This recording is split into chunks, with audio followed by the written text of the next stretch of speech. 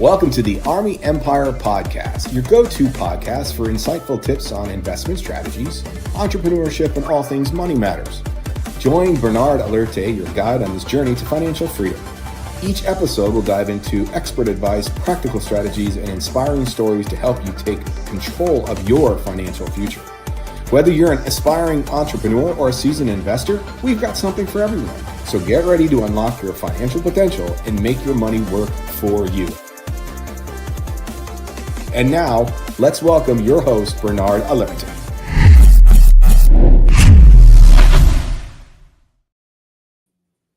Here we are. Happy Tuesday.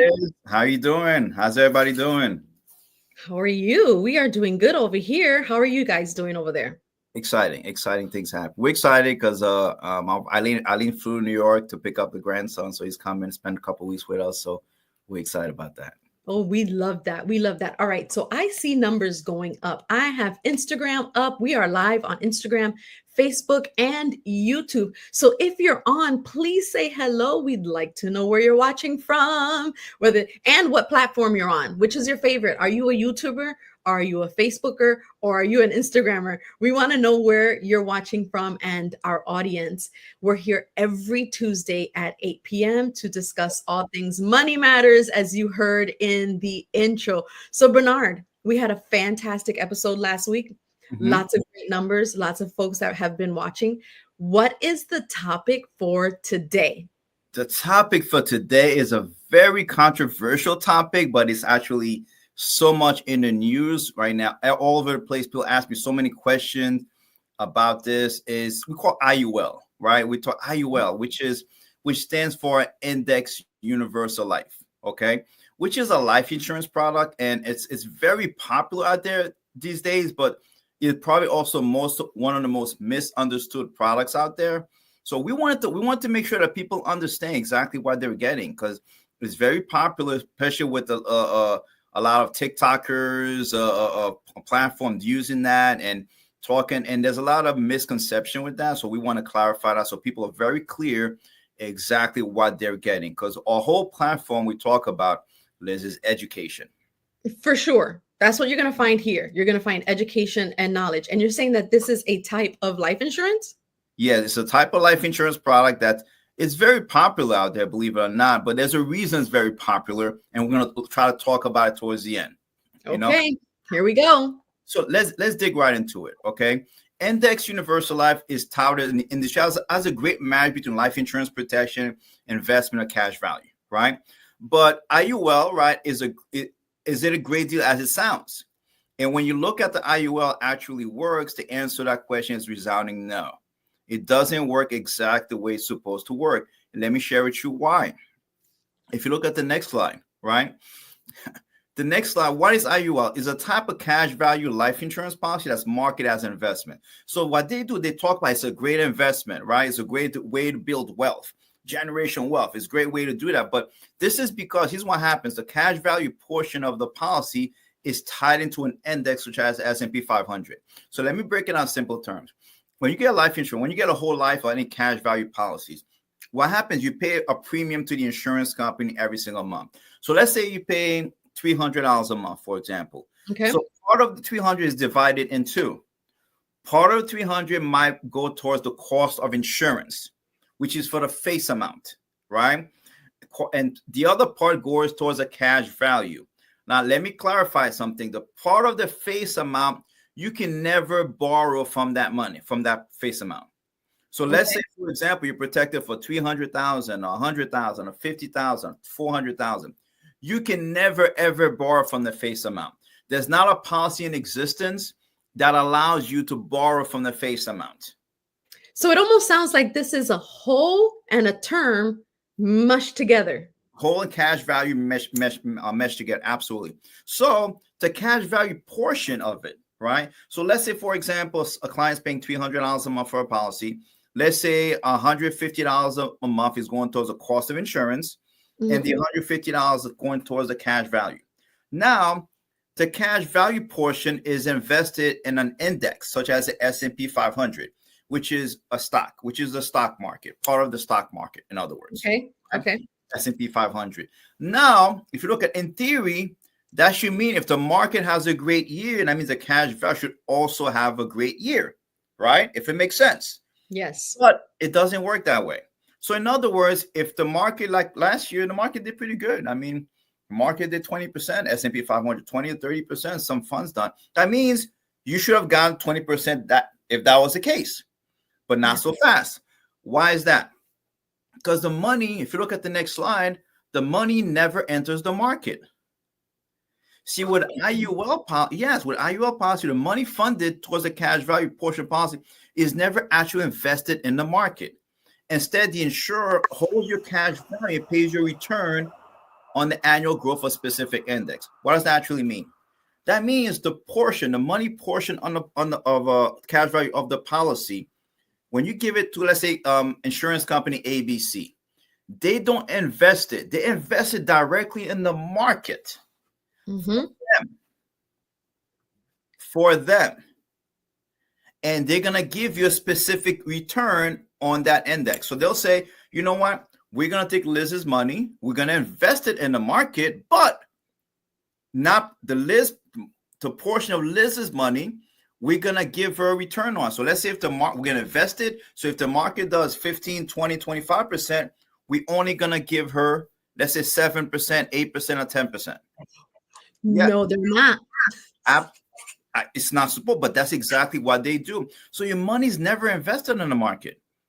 It's invested in index, right? So that's the thing, right? Now, if you look at the growth potential is capped, right? While most policies have a floor of 0%. So that's a great selling point why they used to sell those policies. They'll say, listen, your money's going to be invested, right? And you're going to get 8 to 10% return, right? But guess what happened? If the market goes down, guess what happened? You don't lose any money. There's a cap of 0. So Wow. because people, it sounds attractive to people. Say, man, that means I can get 8, 10%, but I'm not going to lose any money. So they get excited. But the challenge is that, guess what happened? Your money you never get the growth of the money. So pretty much your money's never invested. In other words, That's crazy. Exactly. Our folks are like, what is going on? Yes, for sure. The lies they tell, shut the front door. Yes, I know, right? So if you look at the next slide, right? And also the challenge with that, there's no dividends. See, when you're investing, if you're actually investing money in the market and mutual fund, different investments, not only you get paid of the growth of the fund, right, or where you invested, but also it pays out dividends. See, companies mutual paid out dividends, which amounts to a lot of portion of the growth that you have in your money. So what happened? There is no dividends involved in IUL. Now, the insurance company gets the dividends, but they don't give you the dividends. Okay? So that's the challenge. So you're missing out a lot of growth, right? Which also. Now, number 4, which I don't like it much because there's fees, and more fees. IUL are packed with fees. This is a very expensive product. Okay. Sometimes the first couple years you put money in it, all that money goes towards fees. So, like the example I use, which let's say if you put in $300 a month and $150 goes to cost of insurance, and the $150 is going towards the cash value. Yeah. So that's about $1,800 a year that you're supposed to go towards your cash value. Well, the first 2-3 years, all that money is going towards fees. Yeah. So the first 2-3 years, sometimes you have $3,600 and $5,000 in fees. Right? I've seen situations, for example, where someone invested someone invested $75,000, put $75,000 in IUL to fund it, and a couple months later, when asked, well, what's my surrender value? It was $50,000. That means the company took $25,000 in fees. No. I like what my husband says. We are completely relying on the generosity of insurance companies as stockholders. Like, it's ridiculous. Exactly. Okay. So that's they have a lot of fees. They're very, very expensive products. Okay. Now, number 5, there's rising costs. What they don't tell you, see that $150 a month that's supposed to go for the cost of insurance. So if you're paying $300 a month, right? So $150 going to all the cost of insurance. The cost of insurance goes up every year. So let's say if you're paying $300, the cost of insurance might be $150, right? It's $150 a month. Next year might be $175. So if there's $175 going towards the cost of insurance, that means $125 is going towards the cash value. 200, 100. You see the math? 250, right? It changed. So to the point that you end up paying more for the cost of insurance than for the cash value. Then it starts taking money from the cash value. And there are people who literally have this insurance and they're buying into this. Absolutely. They're selling. And I'm going to talk about the challenge with that also. Why is it happening? Why is it happening? Right. So if you look at the next line, see, just like in the cash value, now we did a podcast on that, on different kind of policy. You guys can go back. I forgot, I think episode 4 or 5. I talked about different policy. What happens? The cash value part of you don't get that much interest on it sometimes. And also if something happens to you, God forbid, the company keeps the cash value part. They only pay the face amount, right? If you pay it back, right, you're going to pay it back with interest. If you take money out of cash, you're going to pay it back with interest. So that's your major challenge in these policies. Okay. If you look at the next one, right? Not those are some things that are being said on this policy. If you look at the next slide, right? Now, this is not us. This is what industry insiders are saying about IULs, right? Different institution, right? It tells you like first one, because the insurance agent who sell the product have no obligation to work in the company's best interest, makes a massively complex product designed to juice illustration, unaccountable, right? If you guys can, it brings financial disaster. The problem with that, the numbers that they use, they use hypotheticals. They'll say, oh, this is what can happen for your money, right? This is what can happen for your money. So the numbers that they use are unrealistic numbers. There's a difference between using hypothetical numbers and historical numbers. What's the difference? Hypothetical numbers say if everything works great, right? If the math works good, if the stars align, this is what your policy will do. If the stars align versus, and a lot of times that's unrealistic because it don't happen. Numbers change. Versus historical. When you do is historical, that means this, if you put your money in this place, that place for that period of time, this is what actually happened. Wow. So if like I like to use historical numbers. If you invest your money this amount every month, right? For this time down from, this is what happened to your money. Now there's no guarantee it's going to happen again, but it tells you exactly what happened. Okay. And they use hypothetical numbers, which is a challenging, right? Again, if you look at there's a lot of fees involved with other costs. If you look at the last part, right? Other costs, including premium expense charge, administrative charges, fees, commissions, surrender charges, all fees, it creates a lot of problems. It creates a lot of problems. There's a lot of fees involved with these policies, which is challenging. Very expensive policies, right? Wow. If you look at exactly what we talked about, right? The caps of participation rate, because there's caps on the top, right? How much you can get. And on the bottom, it creates problems. You'll never get the returns that you want to get, right? And guess what happens? If you look at the middle, which I love this one, Index Universal Life is an insurance product that seems to promise that you can have your cake and eat it too. Yes. As with other life, there are no free lunches. The devil is in the details. And when you really examine them, it becomes clear that IUL products are designed to be sold, not bought. Yeah. Yes. Right. And guess what? If the market turns bullish on IUL products, you're not going to get as much. Right. It's a very challenging product. Right. That's so wild. And the fees aren't government regulated, right? No, they're not government. They can do whatever fees they want. Right. And here's the challenge with a lot of these plans also. Okay. And they're not regulated, but most of the challenge, the agents, and sometimes the agents don't even understand these policies. To be honest with you, the agents that sell these, they don't even understand these policies sometimes. Okay. It's not their fault. It's the insurance company telling them, push that. Some understand it, but some don't understand it. Yeah. Okay. So because they don't understand it, and sometimes they're only life insurance agent. They talk about their advisor, but they only have a life insurance license. Okay. And and a couple slides back, we talked about that. See, and they don't have a fiduciary responsibility to tell you the truth. Ooh. They don't have, unfortunately. It's not regular like that. It means they can say whatever they want, use illustrations, right? And if something goes wrong, say, well, The insurance company, you should have read the contract. Yeah, dude, I don't want to work with anything that's where they're giving me things that are hypothetical. Exactly. I just can't. Exactly, right? Exactly. And it's a confusing, if you look at it, it's a confusing product. Yeah. See, people buy IULs based on fictional future and hit a hard reality when they have to pay more than they expected to keep the policies in force. Yeah. Right. And you don't, and here's why, if you look at the last slide, which I'm going to talk to summarize a lot of things that we talk, this is some of the things that they do to sell these policies, unfortunately. They tell you, number one, that you can use these policies. The cash value part of the policy can grow tax deferred, and you can take the money out and pay no taxes on it. So it's a way but here's what I tell people. It's common sense. Okay. Is whenever you don't have to pay taxes on something, there's only two ways you don't pay taxes on something. Number one is a tax deferred investment. An investment that's tax deferred, like a 401k, you don't pay taxes on a growth. Roth IRA, you don't pay taxes on a growth, right? Versus, that's one of the challenges, right? That's number one. Tax deferred. Whenever you don't pay taxes on something is when you actually lost money. If you never made money on something, of course, they're not going to charge you taxes on it.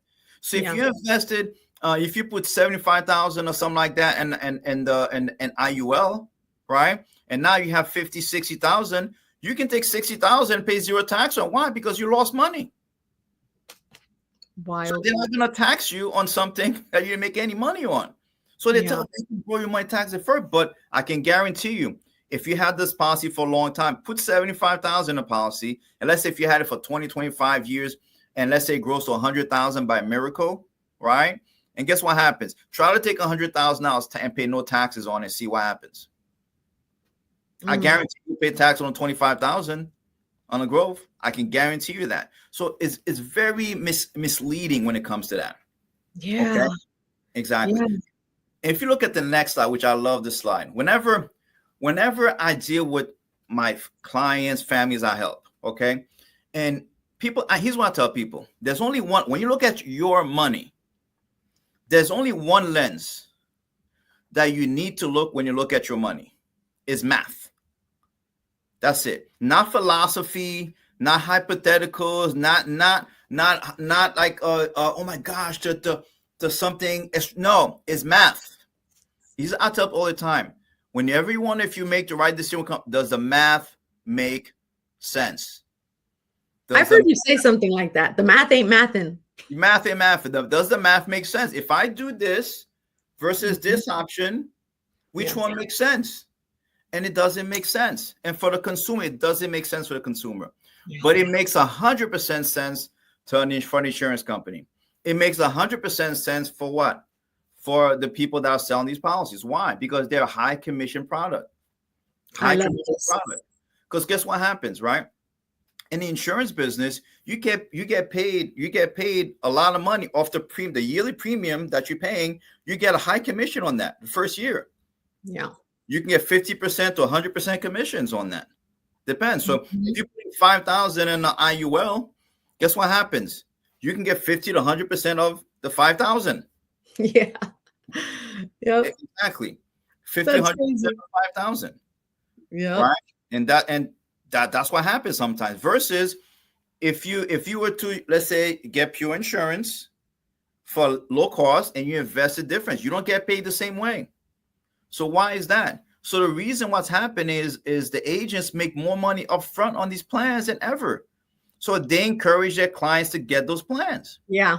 Yeah. Insurance company, it's a pure cash profit for the insurance companies. They love it. So wild. They love it. So I always tell people the math has to make sense. Don't get caught. People say, well, but this guy has 100,000 followers on YouTube. Does the math make sense? But the guy has, you don't understand. He drives nice suits and drives nice cars and all over the place. Does the math make sense? Yes. Right? Yes. Oh my gosh, he says everyone that's wealthy gets those policies. Does the math make sense? Right? So good. They'll say, oh my gosh, you don't understand. He's an elder in my church. He would never say it. Like, does the math make sense? If the math doesn't make sense, don't do it. You Listen. have to look at if you want to hurt your finances, don't use math. Don't use math and you will lose. Don't use math. Very simple. Math, right? And the challenge, when every time I see those plans, the math just doesn't make sense. Oh my gosh, we have learned so much this evening. Thank you for explaining and enlightening us with these facts on IULs. Beware of the IULs. Yes. Does the math make sense? This is so good. Bernard, yes, facts. Yes, people are they're loving this on Instagram and on YouTube and Facebook, what we're learning here today. Listen, rewatch it.